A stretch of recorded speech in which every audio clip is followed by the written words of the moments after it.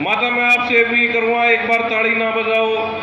हमारा काम, हम साधु बन गया, हमारा काम आप लोगों की आंखें खोलना, परमात्मा के पास जाने का आपको एक मूल मंत्र देना।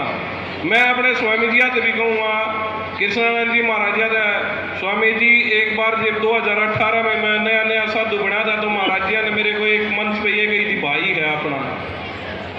बीच में कोई बात आई, मैं बोला भाई भाई है अपना।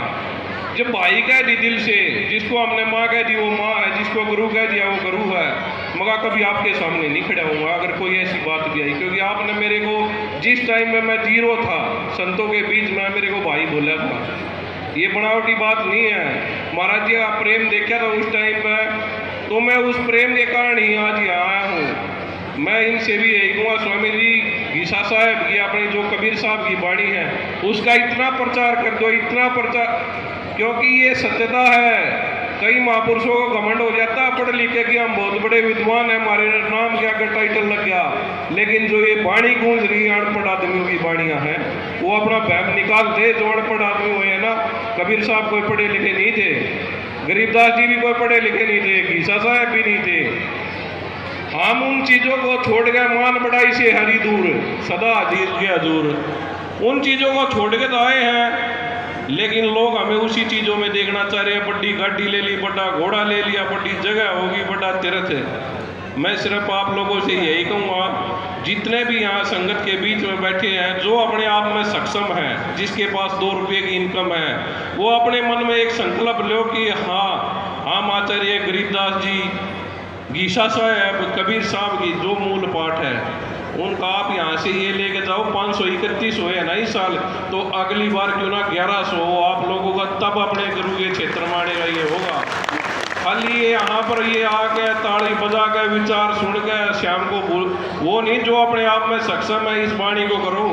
इस वाणी के अंदर मैं दावा करता हूँ, आप लोगों के आसपास के गांव में भी जितने भी ये चौकी लगाने वाले, उनको मैं उनके बीच में बैठ जाऊँगा भाई। वाणी में इतनी ताकत है, और मेरे को आए भी बेक में भी 6-7 साल हुए हैं, कुछ भी याद नहीं है, सिर्फ एक मंगलाचरण याद है। जब उस मंगलाचरण की ताकत मेरे को पता लगी, ये नहीं मेरे के अंदर भूत आया या कोई दिखाई दिया या कोई बाबा आया, एक जगह ऐसे ही हो रहा था, बीच में जाकर बैठ गया। एक चौकी वाला बोला पता क्या चाहिए, मैं वहीं समझ गया, मैं नहीं यही नहीं पता ये बाबा जी है। मैं तू देने वाला कौन है भाई, मालिक देगा जो देगा। तो मैं संतों से भी यही कहूँगा, हमारा उद्देश्य सिर्फ क्या है, आप लोगों को एक परमात्मा से जोड़ने का लक्ष्य देना, ना कि आपको भ्रम में डालना कि आप ये करो। परमात्मा का नाम लो, जो अपने इससे जुड़े हुए हैं, या किसी के मालिक को हमेशा याद करो, उसी से आप लोगों का भला होगा। इसी के कारण मैं अपनी वाणी को विराम देता हूँ, क्योंकि मेरी वाणी के कारण कई संत महापुरुषों को ठेस पहुँच जाती है। स्वामी जी आपका बच्चा हूँ, बच्चा समझ के माफ़ कर देना चाहिए, उसमें कोई भी हो।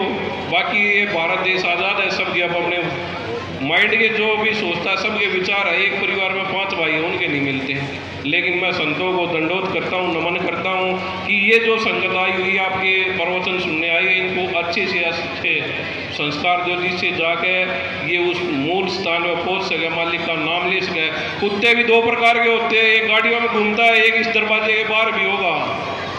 मैं ये नहीं कहता मैं 84 पार करते हूँ, सिद्ध महापुरुष हूँ। मैं तो ये कहता हूँ, ये बाबा गरीबदास, गीसा साहब, कबीर साहब, मेरे को कुत्ता बना देना आंकड़े में। लेकिन कुत्ते भी 2 तरह के, एक दर की रोटी खाने के लिए तरसता है, और एक गाड़ियों में घूम रहा है। आप देखते होगे, है दोनों ही चीज़ें, कुत्ते हैं, लेकिन एक एसी में बेड में सोता है, और एक किसी के दरवाजे चौकीदारा करता है। तो चौकीदारे वाला नहीं बनवा, कम से कम एसी में लौट के मजा लूँगा भाई, इतना भजन जरूर करूँगा।